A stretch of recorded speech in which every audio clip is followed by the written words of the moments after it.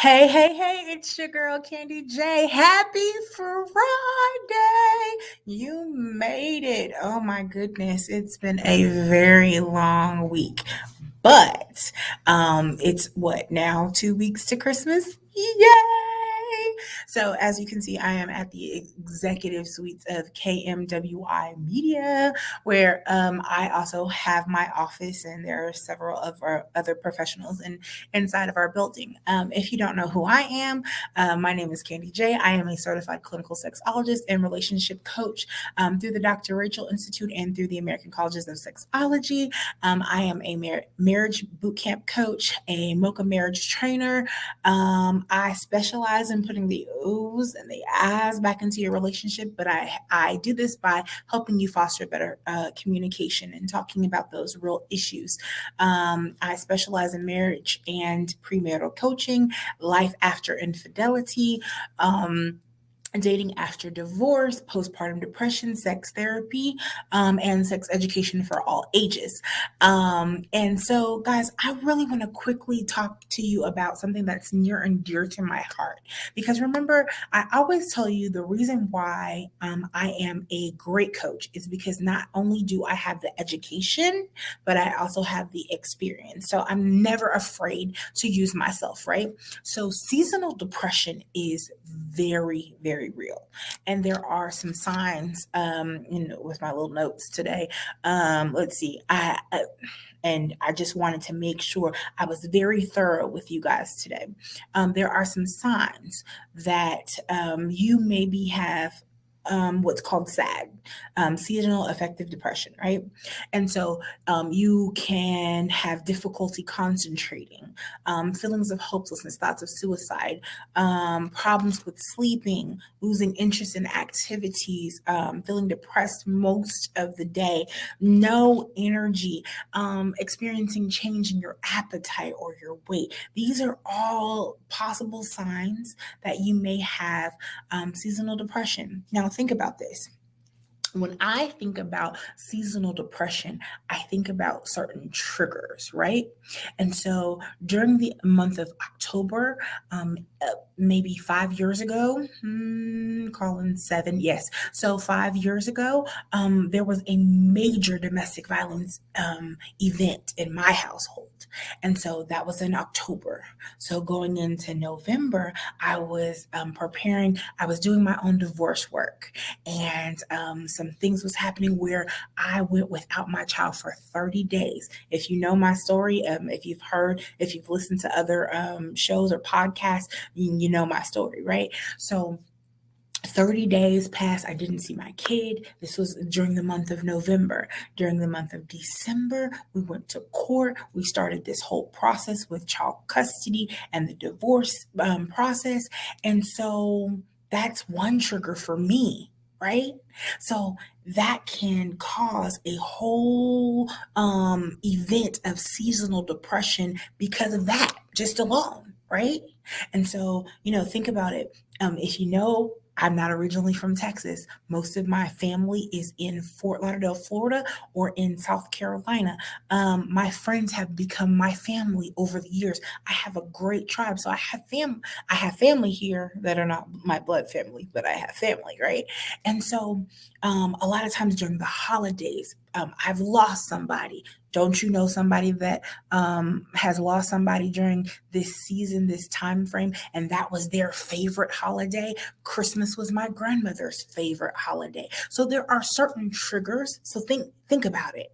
Think about what in your own life could be causing these things, right? There are certain triggers during this time of year. Maybe you're all by yourself here, wherever here is for you, Texas, Florida, California, wherever you're watching from, right? Maybe you're all by yourself and you don't have any family around. This can cause a seasonal depression.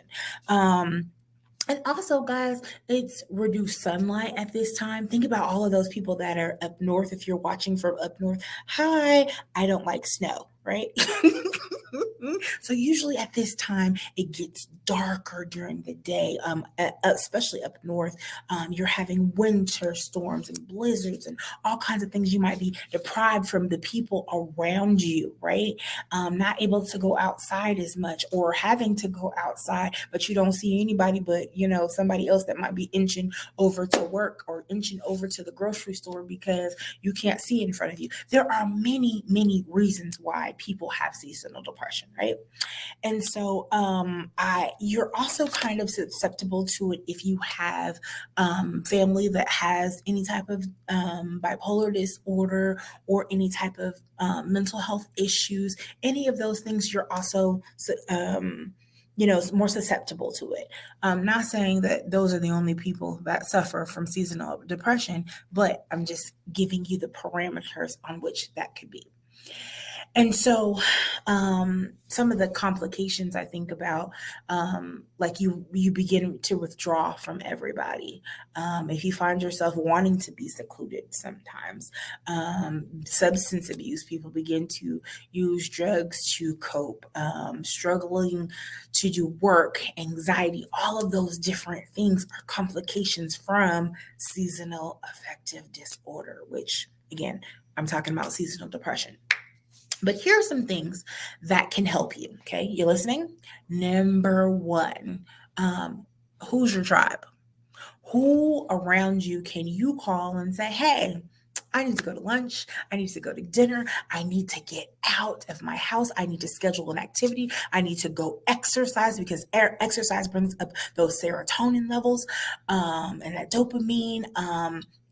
And so go yoga, go out and listen to some music, karaoke, or turn on some music in your house.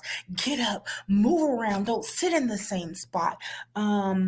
Oh my goodness. One of my great things is practicing mindfulness. And mindfulness is just being present in that very moment. So, for instance, my son and I like to pause and do a little dance in the living room to get our bodies moving, to get us going. And then we're happy all over again. Or we might walk out the door and just walk down the street, or go to the park, or go to the grocery store where we're going to see other people if you can, of course.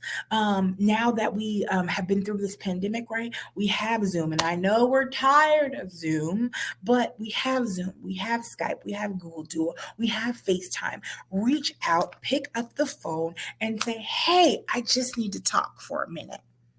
Okay. Um, Cognitive behavioral therapy or any type of therapy helps, right? But I don't know if you guys have been watching, right? I hope you have. But when I talk to you and give you little nuggets at the end of things, that's part of CBT, cognitive behavioral therapy. It's just beginning to get you to change your mindset and change your mind about what you're thinking about, how you came to those conclusions, and then changing those things, right? Reduce avoidance behavior, because when we get depressed and we get sad, we tend to uh, go into our little shell. What did I just tell you? Get out the house, call somebody. Do something about it, right? You got to manage your stress levels. Well, what are your coping mechanisms? Do you listen, like I said, to music? Do you go dance? Do you journal? Do you draw? What are your coping methods? Do you build things? I have a friend that she's an arts and crafts person, and she's building a whole winter wonderland right now. But that's her therapy, right? She lost somebody too. And so this is probably, I think, her first Christmas without her mother. So you got to think about those things, right? And why you're doing what you're doing. Change the behavior. And it's easier said than done. Trust me, I know. Remember, I told you I'm never scared to use myself, right? And I've done these things. I've called my tribe. I've danced in the middle of the living room. I've taken myself outside. I have gone on a drive. I have played with my kid. I have reached out to a fellow therapist or a coach. I've done those things to make sure that I'm okay. I don't like to be before you guys long, but I just wanted to give you this quick nugget and know that you're not by yourself. Hit me in my DM. I will talk to you. This is the time where we don't need to be by ourselves. And remember, when we first started this pandemic, we said we're doing this together. We're all in it together. Well, let's continue that. It's 2 years later, and we still need each other. Okay, so. Again, my name is Candy J, certified clinical sexologist, relationship coach, and just giving you a quick nugget because we're going to be okay. Okay, reach out to me if you need me. Like, share, subscribe. Of course, send this to somebody that may need to hear this. So, and if you are sending it to that person, don't just send it, check on them. Okay? Have a great day.